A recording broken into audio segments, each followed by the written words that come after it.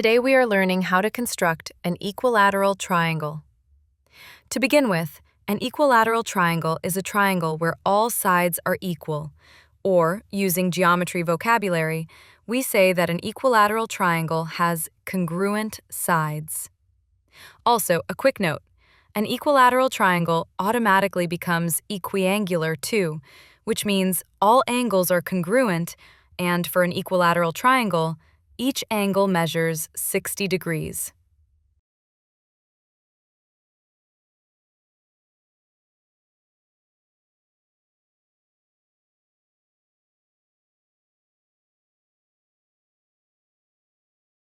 Now for the construction.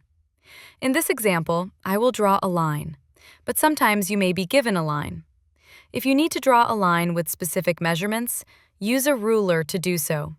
Do not forget to use a pencil in all your geometry drawings. Now, take your compass, position the pin of the compass on one end of the line segment, extend the span of the compass until the pen reaches the other end on the line segment, and draw an arc there. From here on, you must not adjust your compass, and if accidentally you do, you need to start over.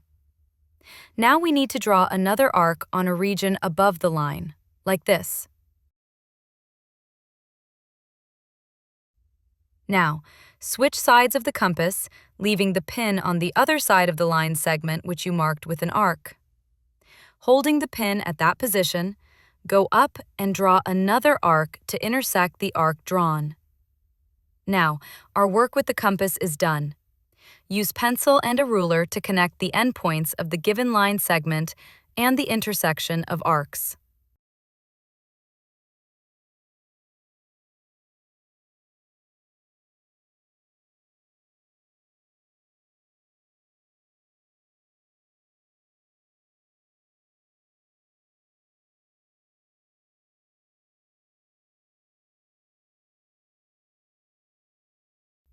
What you got here is an equilateral triangle.